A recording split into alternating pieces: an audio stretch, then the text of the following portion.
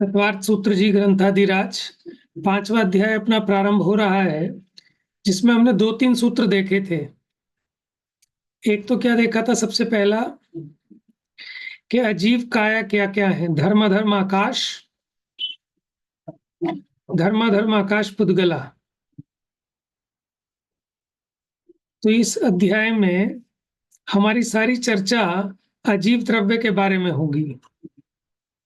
अजीव काया, धर्म आकाश पुद्गला, ये जो 4 द्रव्य हैं, धर्म आकाश और पुद्गल, ये अजीव तो हैं ही, काय भी हैं। काय मतलब बहुप्रदेशी हैं। ठीक है। फिर आगे कहते हैं द्रव्याणी, ये द्रव्य भी हैं। फिर उसके बाद सूत्र कहा जीवाश्च, कि द्रव्य तो जीव भी है, ठीक है ना, और जीव बहुप्रदेशी भी है। ठीक है। लेकिन वो जो सूत्र था पहला, उसमें अजीव काय बताए। ठीक है। काय होते हैं 5, पंचास्ती काय भैया कहते जो इसमें जीवाश्म की हिंदी बताई है इसमें, तो इसमें जीव भी द्रव्य बताइए, तो भी किस चीज का मीनिंग निकला इसमें? भी तो इसमें निकला नहीं किसी का भी मीनिंग। हैं। अच्छा अच्छा। तो और होता है, भी का भी तो अपी से होता होता है। है। चा जो है ना, चा बहुत सारे अर्थों के लिए आ जाता है। देखो पिछला सूत्र क्या जी था, आप सूत्र से जोड़ो। पहला सूत्र था अजीव काया, धर्माकाश पुद्गला। तो ये क्या है, अजीव काय है। फिर उन्होंने कहा द्रव्याणी, कि ये द्रव्य हैं। फिर अब उन्होंने कहा जीवाश्च, कि जीव भी है, या ऐसा समझ लो और जीव है। क्या है, तो पीछे वाले से जोड़ेंगे इसको, द्रव्याणी। ठीक। ठीक है। अस्थिकाय 5 होते हैं। जी काल द्रव्य को छोड़कर शेष 5 अस्थिकाएं हैं। अस्थि मैंने है, और काय मैंने बहुप्रदेशी। पुद्गल द्रव्य एक प्रदेशी होता है कि बहुप्रदेशी, ये बताइए। एक परमाणु जो होता है, एक अणु, वो तो एक प्रदेशी होता है, लेकिन जो एक से अधिक होते हैं वो फिर बहुप्रदेशी हो ही बिल्कुल जाते हैं। ठीक है। तो जो पुद्गल का परमाणु है वो निश्चय से तो एक प्रदेशी है, लेकिन स्कंद की अपेक्षा वो संख्यात प्रदेशी, असंख्यात प्रदेशी और अनंत प्रदेशी भी हो सकता है। इसलिए क्योंकि पुद्गल में स्कंद रूप होकर बहुप्रदेशी होने की योग्यता है, इसलिए अस्थिकाय में पुद्गल को भी ले लिया स्कंद की अपेक्षा, क्योंकि उसके बहुत प्रदेश हैं। अब जब जीव भी द्रव्य है, इसकी चर्चा चली, तो द्रव्य तो 6 होते हैं। जीव क्या है, जो जीता था, जीता है, जिएगा, वो जीव है। पुद्गल के बारे में बता रहे हैं, स्पर्श रस गंध वर्ण आदि पाए जाते हैं। फिर द्रव्य की पर्याय, एक तो द्रव्य पर्याय होती है, गुण पर्याय, और एक व्यंजन पर्याय। ठीक है। उसके बाद फिर चर्चा की, उदाहरण भी दे दिया। जैसे आपके दर्शन ज्ञान चारित्र आदि की जो पर्याय हैं, वो गुण पर्याय हैं, और व्यंजन पर्याय क्या है, जैसे मनुष्य नारक आदिक, ये व्यंजन पर्याय हैं। अथवा प्रदेशत्व गुण के परिणमन को, प्रदेशत्व गुण के विकार को व्यंजन पर्याय कहा, और उसको छोड़कर अन्य जितने अनेक गुण हैं उनके परिणमन को अर्थ पर्याय कहा। ठीक है। अच्छा, फिर जो पर्याय हैं वो स्वभाव रूप और विभाव रूप भी होती हैं। फिर ये बताया कि एक होती है सहभावी पर्याय, एक होती है क्रमभावी पर्याय। तो गुणों को सहभावी पर्याय कहते हैं, और जो एक के बाद एक होने वाली क्षण स्थायी पर्याय हैं उनको क्रमभावी पर्याय कहते हैं। फिर ये बताया कि सभी द्रव्य परिणामी हैं। परिणाम के बिना द्रव्य नहीं होता, द्रव्य के बिना परिणाम नहीं होते। दोनों अविनाभावी हैं, कोई अलग अलग वस्तु नहीं है। आधार आधे का संबंध है। दूध दही गोरस आदि का उदाहरण दिया, सोने के कड़ा कुंडल आदि का उदाहरण दिया। फिर आगे इसमें कहते हैं कि पर्याय कहीं द्रव्य से भिन्न नहीं होती। तो जिस समय आत्मा जिस परिणाम रूप से परिणमित होता है, उस समय वह वही है। शुद्ध पर्याय रूप से परिणमित आत्मा शुद्ध है, अशुद्ध पर्याय से परिणमित आत्मा अशुद्ध है। स्फटिक मणि के उदाहरण से समझाया। लेकिन शुद्ध परिणमन के फल में इसको मोक्ष की प्राप्ति होती है, और शुभ परिणामों के फल में स्वर्ग के वैभव कलेश को प्राप्त होता है, और अशुभ भाव के फल में नरक त्रियंच गति आदि दुर्गति की प्राप्ति होती है। अब प्रश्न खड़ा होता है कि जीव को शुद्धोपयोग के फल में आत्मिक सुख उत्पन्न होता है। तो वो चर्चा हो गई थी भेद ज्ञान वाली। फिर ये चर्चा आई कि मुक्त जीवों को इंद्रिय के बिना सुख कैसे होता है। तो फिर ये बताया, जब तक ये घाती कर्म सहित था, इसके क्षयोपशमिक ज्ञान और इंद्रिय जनित सुख दुख की प्रवृत्ति होती थी। क्योंकि क्षय ज्ञान वालों को इंद्रिय से ज्ञान ही नहीं होता, तो इंद्रिय सुख दुख का प्रश्न ही खड़ा नहीं होता। उनके तो अतीन्द्रिय ज्ञान है। और अब इसके उन कर्मों का नाश हो जाने के कारण उपमा रहित अनंत ज्ञान रूप अतीन्द्रिय सुख उत्पन्न हुआ। संसार में इंद्रिय के विषय इस जीव को महासंताप रूप करते हैं। कौन करते हैं? इंद्रियों के विषय। तो ये तो उपचार से कहा। वास्तव में उस इंद्रियों के विषय का प्रति का जो आकर्षण है जीव का, इंद्रिय के विषयों की जो चाह है, वो इसे संताप पैदा करती है। इंद्रिय के विषय तो अपने से भिन्न है, वो अपने को दुखी नहीं करते, लेकिन उन इंद्रिय के विषयों में जो चाहना है, जो आकर्षण है, वो इसको खेद खिन्न करता है। माने कोई लड़का किसी लड़की के चक्कर में उससे शादी नहीं हो पाई तो उसने सुसाइड कर लिया, ठीक है, या अपनी गर्दन काट ली, अपनी नस काट ली, तो लोग क्या कहते हैं कि उस लड़की ने इसको बर्बाद कर दिया। ठीक है, उस लड़की के चक्कर में दुखी हो गया।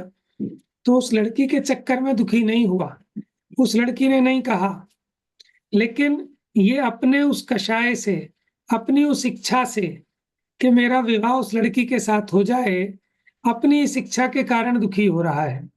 कहने में उपचार से ऐसा कह देते हैं कि उस लड़की की वजह से बर्बाद हो गया, तो बर्बाद हुआ है अपनी इच्छा की वजह से। उसी प्रकार 5 इंद्रियों के विषय ये दुख के कारण नहीं है। इन विषयों के प्रति जो इस जीव की लालसा है, जो इसका इच्छा का भाव है, वो इसको दुख रूप है। इसलिए 5 इंद्रिय के विषयों में आपने कुछ नहीं करना। आपने क्या करना है कि आपको जो उसके प्रति राग था, उसको मिलाने की इच्छा थी, बस आपकी उसको मिलाने की इच्छा छूट जाए तो आपका दुख मिट जाएगा। जैसे अनेक व्याधियों से पीड़ित कोई रोगी पुरुष औषधि का सेवन करता है, उसी प्रकार संसारी जीव भी इंद्रिय रूपी व्याधि से दुखी होकर, इंद्रिय रूपी मतलब इंद्रियों की चाह, विषय रूपी औषधि का सेवन करते हैं। यदि व्याधि नहीं हो तो औषधि का सेवन क्यों करेगा? तो ये सिद्ध किया, अगर कोई जीव इंद्रिय के विषय भोगों में प्रवृत्त रहा है, वो इस बात का सबूत है कि वो दुखी है। अगर वो दुखी नहीं होता तो वो 5 इंद्रिय के विषयों में क्यों प्रवृत्त था? अगर किसी को रोग ना हो और मैं आपको कहूं ये टैबलेट ले लेना, सुबह दोपहर शाम को खा लेना, तो आप कहोगे भैया मैं क्यों खाऊं, आप खा लो। हमारा क्या दिमाग खराब है कि हम टैबलेट खा लें? कि टैबलेट तो वो खाए ना जिसको कोई परेशानी हो, कोई बीमारी हो। अब जिसको बीमारी नहीं है वो दवा क्यों लेगा? उसी प्रकार ये जो इंद्र नरेंद्र सुरेंद्र आदिक 5 इंद्रिय के विषयों में प्रवर्तते हैं, तो इससे ये सिद्ध होता है कि उनको भी इंद्रिय जनित पीड़ा है। अगर इंद्रिय जनित पीड़ा ना होती तो वो 5 इंद्रिय के विषयों में क्यों छलांगे लगाते, अपने में शांत बैठते मुनिराज की तरह। चलिए अब आगे, इतनी चर्चा अपनी पीछे हुई 2 क्लासों में। अब ये आगे पढ़िए, किसका नंबर है? मैं पढ़ू भैया? पढ़िए। इस जीव को इंद्रियों के समान और कोई उपाधि नहीं है।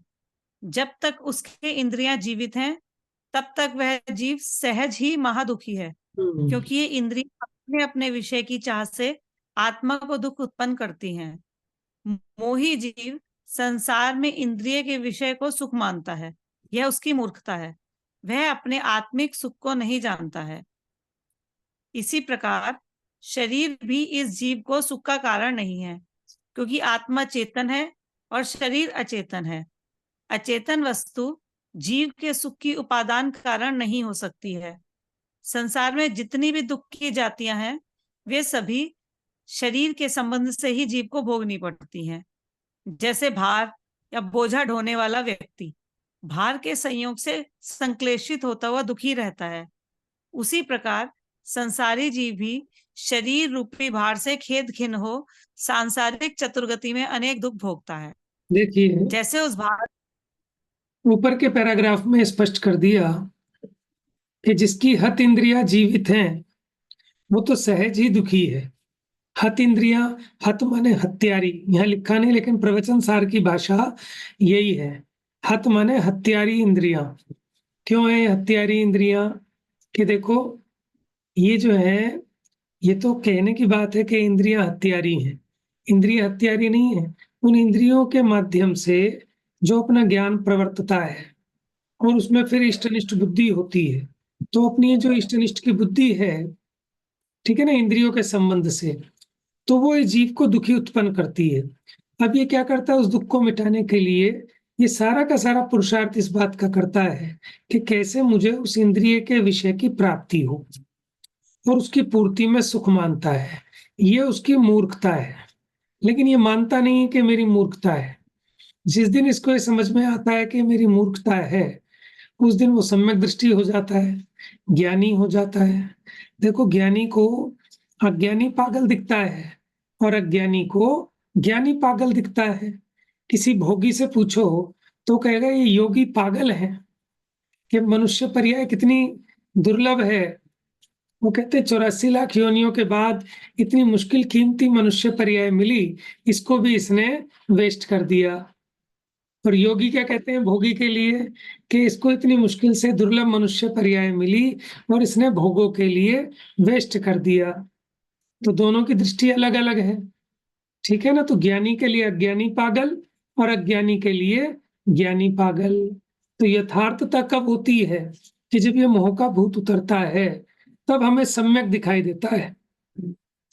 जैसे जिसको पित्त ज्वर चढ़ा हो, माने पीलिया हो गया हो, उसे सारी दुनिया पीली पीली दिखाई देती है, लेकिन पीली है तो नहीं। उसी प्रकार मिथ्या दृष्टि जीव को वस्तु का स्वरूप विपरीत ही भासित होता है। जैसे आत्म हित हेतु विराग ज्ञान ते लखे आपको कष्टदान। ये जो वैराग्य और ज्ञान है, ये सुखदायक है, लेकिन ये कष्टदायक लगता है? और क्या है? रागादि प्रगट ये दुख देन, तिन्ही को सेवत गिनत चैन। है ना उल्टी मान्यता। और सुलटी मान्यता हो जाए तो ये समझ में आए कि राग आग दहे सदा।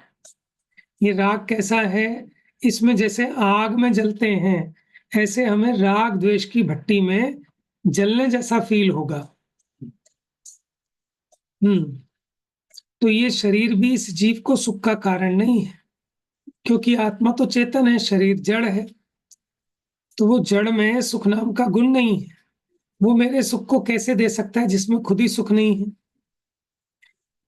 देखो, संसार में जितने भी दुखों की जातियां हैं, वो इसको इस शरीर के संबंध से ही भोगनी पड़ती हैं। अगर मानो सोचो शरीर का साथ नहीं होता, शरीर रहित होते, तो हमें भूख प्यास की बाधा कैसे होती, सर्दी गर्मी के कष्ट कैसे होते, कि मैं कुरूप हूं, मैं मोटा हूं, मैं छोटा हूं, ये सब कष्ट कैसे होते। और इस देह के जो संबंधी हैं, माता पिता पुत्र पत्नी आदि, इनके वियोग आदि के जो दुख हैं, वो कैसे होते। और ये 5 इंद्रिय के विषय भोगों की पीड़ा भी कैसे होती। तो इसका मतलब दुर्जन देह स्वभाव बराबर, कि देह का स्वरूप कैसा है? शत्रु के समान, दुर्जन के समान। हर मूर्ख प्रीति बढ़ावे। अब इससे प्रीति कौन बढ़ाता है? मूर्ख व्यक्ति इस देह से प्रेम बढ़ाता है, राग बढ़ाता है। और ज्ञानी तो इसको सही टाइट करके रखते हैं, इससे प्रीति नहीं बढ़ाते हैं, ठीक है ना, इसको डंडा दिखा के रखते हैं, तब ये सही चलता है। समझ में है ना? लोग कहते हैं लातों के भूत बातों से नहीं मानते। तो इस शरीर की आप जितनी सेवा करते हैं, इसके जितने आप लाड लड़ाते हैं, इसको जितनी आप फैसिलिटी प्रोवाइड कराते हैं, उतना ज्यादा ये प्रमादी होता जाता है, अड़ियल और जिद्दी होता जाता है, फिर उसके बिना नहीं चलता। जैसे अभी आप हीटर यूज करना चालू कर दो, ठंड हो गई कि हम हीटर यूज करेंगे, तो ये शरीर इतना बदमाश हो जाएगा कि आप 10 मिनट दर्शन करने भी जाने नहीं देगा आपको। समझ में आया ना? तो ऐसा पराधीन हो जाता है।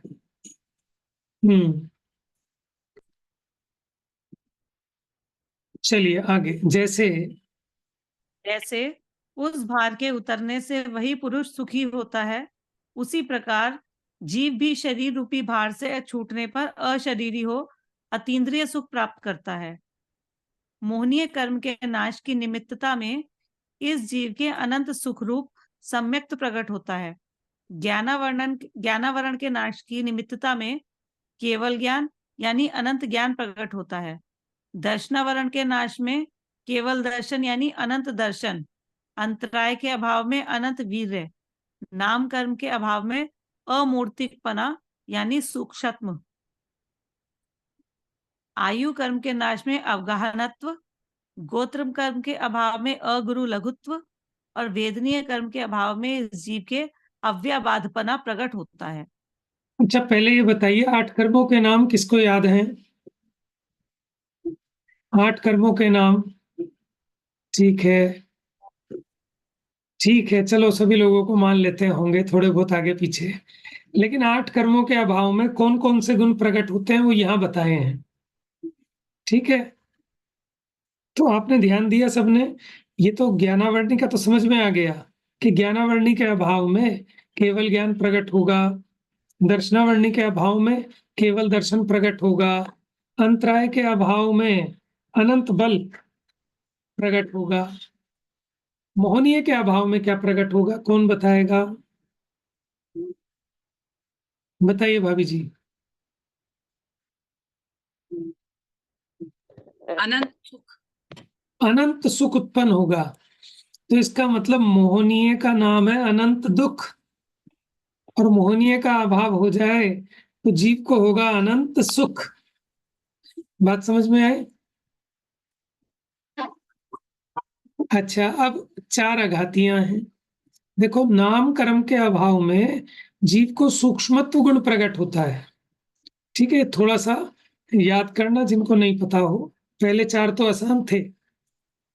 नाम कर्म के अभाव में सूक्ष्मत्वपना, आयु कर्म के अभाव में अवगाहनत्वपना, क्योंकि शरीर मिलेगा ही नहीं, आयु कर्म नहीं होगा तो शरीर नहीं मिलेगा।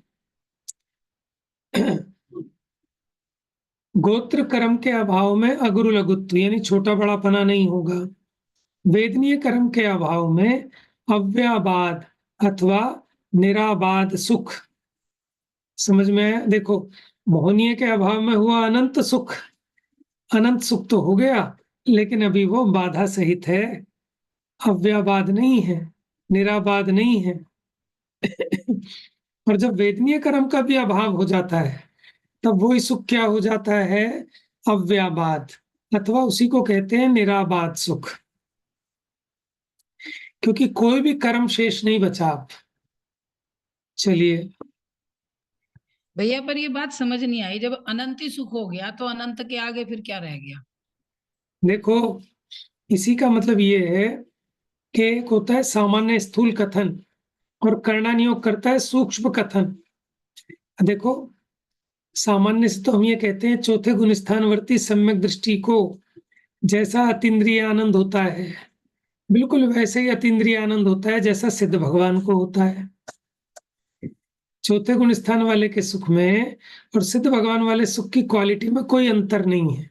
लेकिन ये स्थूल कथन समझना, ये स्थूल कथन समझना, माने आत्मा वही है, जैसे सिद्ध भगवान आत्मा का वेदन करते हैं उसी प्रकार चौथे गुण स्थान वाला भी करता है। लेकिन उनका आत्मा परम शुद्ध हो गया तो वो शुद्धता को भोगते हैं। अभी चौथे गुण स्थान वाले को जितनी अशुद्धता शेष है तो उतना उतना वो उस अशुद्धता को भी भोगता है, चौथे गुण स्थान वाला। समझ में आया? वो तो श्रद्धा की अपेक्षा उसका विषय बताने के लिए ऐसा कहा। और कर्णानियोग की अपेक्षा देखें, देखो जैसे आपको एक एग्जांपल दूं, श्रद्धा या तो सम्यक होगी या मिथ्या होगी। समझ में आया? ये मोटा कथन है, लेकिन करणानी योग की दृष्टि से देखें तो श्रद्धा एक मिश्र भी होती है, एक सासाधन रूप भी होती है। तो उन्होंने श्रद्धा के 4 बताए। एक तो मिथ्यात्व, पहला गुण स्थान मिथ्या श्रद्धा, दूसरा सासाधन गुण स्थान, तीसरा मिश्र गुण स्थान, चौथा वो सम्यक्त्व वाला। अब वो भी 3 तरह के, औपशमिक, छायिक, छायोपशमिक। समझ में आया? तो करणानी योग के हिसाब से देखें तो भी मिश्र श्रद्धा कैसी होगी कि सम्यक भी है और मिथ्या भी है, लेकिन वो दोनों के मिश्रण रूप एक तीसरे प्रकार की जात्यांतर कोटि की एक अलग टाइप की श्रद्धा होती है। देखो, जैसे हमें क्या लगता है, अंधकार नहीं होगा तो प्रकाश होगा, प्रकाश नहीं होगा तो अंधकार होगा। लेकिन कोई ऐसी भी जगह है कि जहां प्रकाश भी नहीं है और अंधकार भी नहीं है? कौन बताएगा?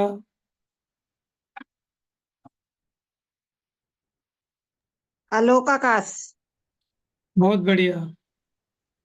आलोकाकाश में प्रकाश तो नहीं है, लेकिन अंधकार भी नहीं है। क्यों नहीं है? ये कौन बताएगा क्यों नहीं है? पुद्गल नहीं है ना वहां पे। Very good. वे नहीं है। अलोकाकाश में मात्र आकाश, आकाश तो है, लेकिन बाकी द्रव्य वहां नहीं पाए जाते। और प्रकाश और अंधकार, ये दोनों कौन से द्रव्य की पर्याय हैं? पुद्गल द्रव्य। ये दोनों पुद्गल द्रव्य की पर्याय हैं। ठीक है ना? अब देखो, अपने दिमाग में नहीं आती, ऐसा कैसे होगा कि जहां प्रकाश भी नहीं अंधकार भी नहीं, है ना? तो ऐसे ही द्रव्य नियोग का कथन स्थूल होता है, करणा नियोग का सूक्ष्म होता है। देखो, अभी जो केवली भगवान है उनके अनंत सुख हुआ है। अच्छा, और देखो, अभी आप एक बात और, 12वें गुण स्थान में केवल ज्ञान तो नहीं हुआ अभी, लेकिन मोहनीय का अभाव हो गया। ठीक है, तो उनका सुख क्षायिक सुख कहलाएगा। अभी उसको अनंतपना नहीं लगेगा। अनंतपना तब लगता है जब ज्ञान भी क्षायिक हो जाए।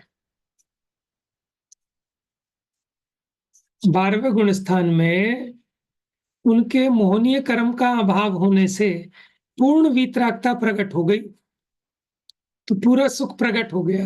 लेकिन उस सुख का नाम क्षायिक सुख है, अनंत सुख नहीं है। और जब केवल ज्ञान हो गया, अनंत ज्ञान हो गया, तो अब हुआ उनको अनंत सुख। ठीक है? और इसी प्रकार अब अनंत भगवान के क्योंकि 4 अघातीय कर्म शेष हैं, इसलिए उनके सुख को अनंत सुख तो कहा, लेकिन अव्याबाद सुख नहीं कहा। जब तक एक भी औदैक परिणाम शेष है, तब तक वो सुख अव्याबाद नहीं है। और सिद्ध भगवान के किसी भी कर्म का उदय नहीं बचा, चाहे अघाती हो, इसलिए अब उनके जो सुख प्रकट हुआ वो अव्याबाद सुख है, लेकिन ये अपने हाँ, ज्ञान में नहीं है। जी, शरीर तो है ही, अनंत भगवान के शरीर तो है ही, इसलिए अब बात सुख नहीं है अभी। नहीं, चाहे हाँ, वो परम औदार्य है, पर शरीर तो है ही। हाँ, लेकिन अपने बुद्धि में नहीं आती ना ये बात कि भाई उन्हें शरीर से कोई दुख थोड़ी ना है। शरीर क्या दुख को, सुख को रोक रहा है उनके? वो तो आत्मा से सुख है ना? और शरीर भी है, कर्म भी है। अभी कर्म घातीय भी है, कर्म ही तो गए हैं, घातीय कर्म भी है। हाँ, पुण्य कर्म तो है ही, तभी तो समोचरण लगा हुआ है। हाँ, पुण्य से लगा हुआ है। ठीक है ना? तो इसलिए सही। बहुत सारी बातें ऐसी हैं जो अपने ज्ञान, भावना, भाव भासना गम में नहीं है, तो उसका सिर्फ अनुमान कराया जाता है अथवा आज्ञा प्रमाण से माना जाता है। देखो, भले ही कितना कमजोर दुश्मन हो, हमारा कुछ ना बिगाड़ पाए, लेकिन फिर भी एक विकल्प रहता ही है ना। हमने अपने सारे दुश्मन निपटा दिए, लेकिन एक ऐसा दुश्मन है जिसमें कोई दम नहीं है, लेकिन फिर भी एक उसके कारण वैसी निराकुलता नहीं हो पाती कि जो उसके नष्ट होने पे होती है। लेकिन अब इस बात को मैं समझा नहीं सकता।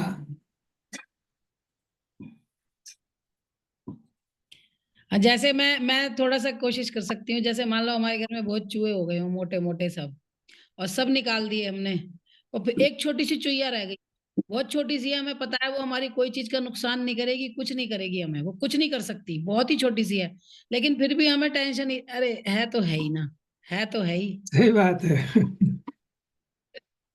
ऐसे ही है। चलिए पढ़िए भाभी जी। इस प्रकार 8 कर्मों के सर्वथा नाश की निमित्तता में सिद्ध भगवान के 8 गुण प्रकट हुए हैं। अतः मोक्ष में इंद्रियों के बिना अतीन्द्रिय अनंत अव्याबाद सुख की प्राप्ति है। सांसारिक इंद्रिय जनित सुख तो अंत सहित पराधीनतामय आकुलता संयुक्त है। अतः मोक्ष के अतीन्द्रिय सुख की अपेक्षा वह दुखी है। कौन सा? आत्मा का स्वभाव जिसको जगत सुख कहता है वो इंद्रियों का सुख, ठीक है, इंद्रिय जनित है, पराधीन है, आकुलतामय है। तो इस अतीन्द्रिय सुख के सामने जिसको जगत सुख कहता है वो सुख नहीं है, वो दुख ही है। पढ़िए भैया जी। कहीं इंद्रों को इसलिए तो नहीं उनका इंद्र नाम पड़ा कि उन्हें इंद्रिय सुख बहुत ज्यादा होता है? नहीं, ऐसा नहीं है।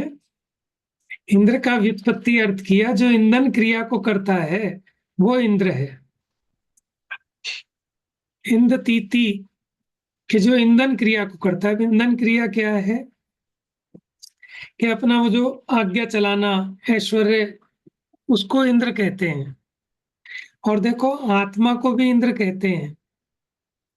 इंद्र, ये जो इंद्रिय शब्द है, आत्मा की पहचान के चिन्ह विशेष को इंद्रिय कहा ना, तो यहाँ इंद्रिय से मतलब आत्मा भी है। आत्मा की पहचान के चिन्ह विशेष को इंद्रिय कहते हैं, जिससे आत्मा जानने, देखने, छूने, चखने आदि का प्रवर्तन करता है। तो इंद्र का अर्थ आत्मा भी होता है, और वहां इंद्र का अर्थ जिसकी आज्ञा चलती है, ऐश्वर्यवान होता है, वो इंद्र है। क्योंकि बहुत सारे इंद्र ऐसे भी हैं, खैर वहां फिर इंद्रपने का वो नहीं है, वो तो फिर अहम इंद्र है, अथवा जैसे लोकांतिक हैं तो उनमें भी इंद्रपना नहीं है। तो इंद्रपना तो ऐश्वर्य का सूचक है। धवला जी तो ने वो कहा कि जिसको अपना कार्य करने में क्या शिवानी? धवला जी में आया कि जिसको अपना कार्य करने में दूसरे की किसी की सहायता की जरूरत ना पड़े, उसे इंद्र कहते हैं। इसीलिए इंद्रियों को अपना, जैसे स्पर्शन इंद्रिया है तो वो अपना कार्य स्वयं करने में समर्थ है, उसे रचना की हेल्प नहीं चाहिए, इसीलिए उसे इंद्रिय कहते हैं। बहुत बढ़िया। देखो धवला जी हाँ। में आया विषय कि इंद्रिय, इंद्र जो कहा उसको कि जो अपना कार्य करने में स्वतंत्र हो, ऐश्वर्यवान है ना, तो उसे किसी के सहयोग की कोई आवश्यकता नहीं है। इसीलिए इंद्रियां भी ऐसी हैं कि एक इंद्रिय को दूसरी इंद्रिय की आवश्यकता नहीं है, सब अपने अपने कार्य वाह, करने में समर्थ है ना। ऐसा व्युत्पत्ति अर्थ किया, कितना बढ़िया अर्थ है। बहुत बढ़िया। मुझे तो लगता है मुझे बीच बीच में टोकना चाहिए, शिवानी जी भी नए नए बढ़िया अर्थ बताती हैं। हाँ बहुत बढ़िया। बहुत अच्छे। चलिए आगे पढ़िए। आत्मा का स्वभाव अनंत सुख रूप ज्ञानानंदमय है, परंतु वह कर्म के संयोग से पराधीन हो संसार में अनेक दुखों को भोगता है। जैसे अग्नि का स्वभाव अन्य वस्तुओं को भस्म करना है, परंतु लोहे के संयोग से वही अग्नि घन की चोट को स्वयं सहती है, उसी प्रकार जीव भी कर्म के संबंध से दुख सहता है। जैसे शुद्ध अग्नि लोह पिंड की संगति के अभाव में घन की चोट नहीं सहती है, उसी प्रकार शुद्ध आत्मा लोह पिंड के समान इंद्रिय के अभाव में सांसारिक सुख दुख का अनुभव नहीं करता है। देखिए इंद्रिय कहिए, शरीर कहिए, एक ही बात है, क्योंकि इंद्रियों के समुदाय को शरीर कहते हैं। तो अग्नि का उदाहरण दिया कि जैसे अग्नि का स्वभाव क्या है, अन्य वस्तुओं को भस्म करना है। कोई अग्नि को पीट नहीं सकता, लेकिन जिस अग्नि ने लोहे की संगति की, माने वो लोहे में प्रवेश हुई अग्नि, तो फिर वो अग्नि को भी पिटाई पड़ती है। लोहार है ना, तो वो घन की चोट मारता है, तो जिस अग्नि ने लोहे का संयोग किया तो वो घन की चोट को स्वयं सहती है। उसी प्रकार जीव भी कर्म के संबंध से दुख सहता है। जैसे शुद्ध अग्नि अगर लोह पिंड की संगति न करे तो फिर कोई उसको पीट नहीं सकता। उसी प्रकार ये आत्मा लोह पिंड के समान इंद्रिय के अभाव में, माने अगर इसे शरीर का संयोग ना हो, इंद्रियों का संग ना हो, तो फिर सांसारिक सुख दुख का अनुभव नहीं करता। पढ़िए जी।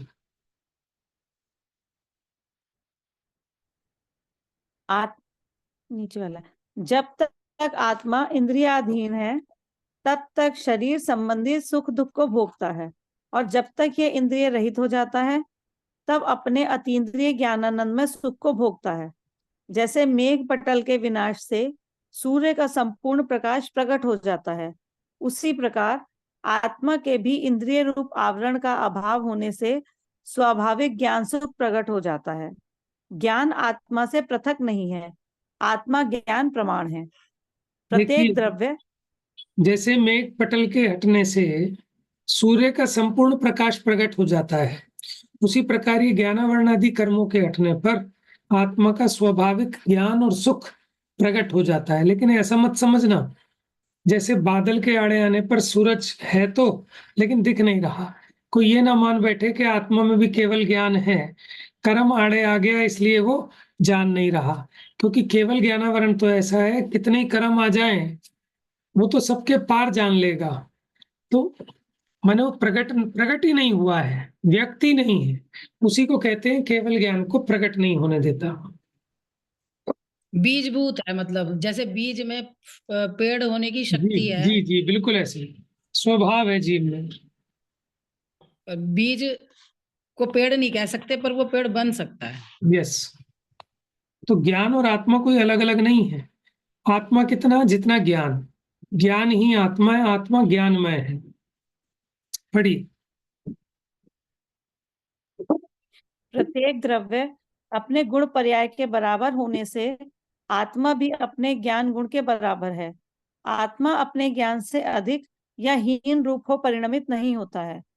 जैसे ईंधन में पड़ी हुई अग्नि स्वयं ईंधन के बराबर होती है, उसी प्रकार समस्त ज्ञेयों को जानता हुआ ज्ञान स्वयं ज्ञेय प्रमाण ही है।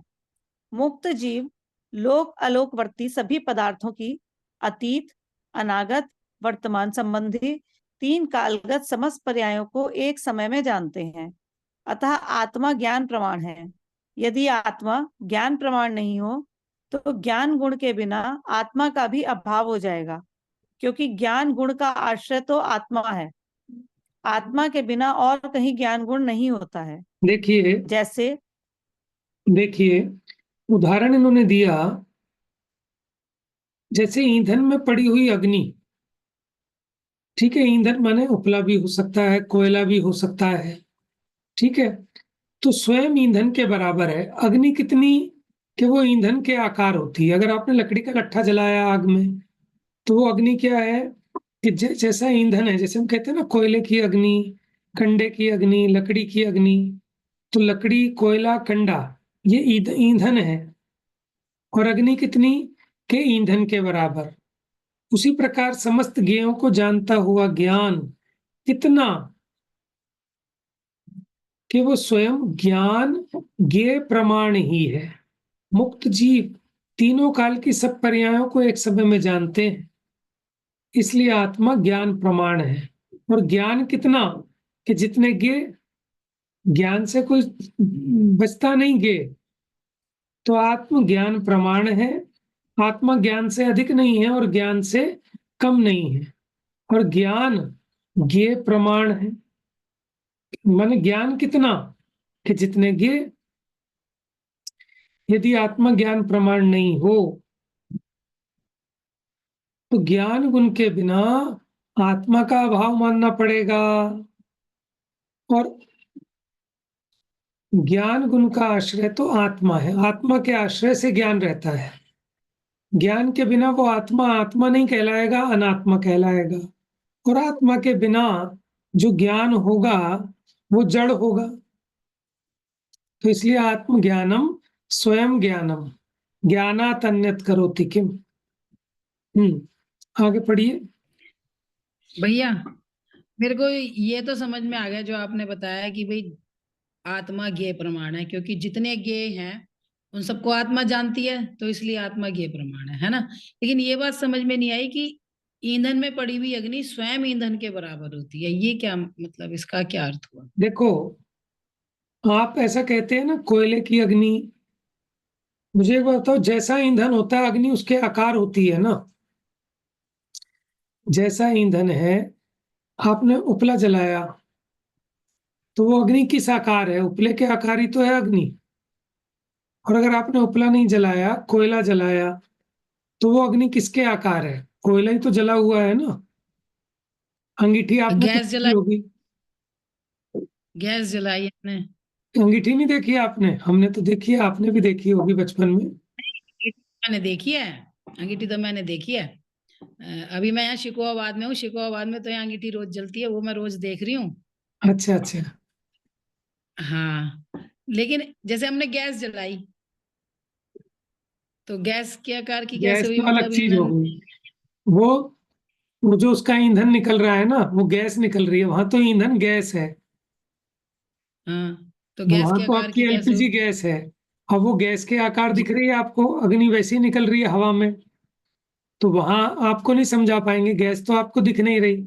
आप तो इसी से समझ पाओगे, जैसे कोयला है तो कोयले को गर्म माने अग्नि लगाते हैं उसमें, तो अंगीठी में कोयला देखो, आप उसको छू नहीं सकते, हाथ जल जाएगा, क्योंकि उसमें नहीं छू आग सकते। है। और वो आग किसके आकार है? कोयले के। बिल्कुल लाल कोयला दिख रहा है आपको, लाल हाँ, कोयला दिख रहा है ना, तो वो कोयला है बिल्कुल। कि आग है? अच्छा, आप समझ में आ गई, आ गई, वो आ गई। आग है। और उस आग का आकार क्या है? कि कोयला आकार है।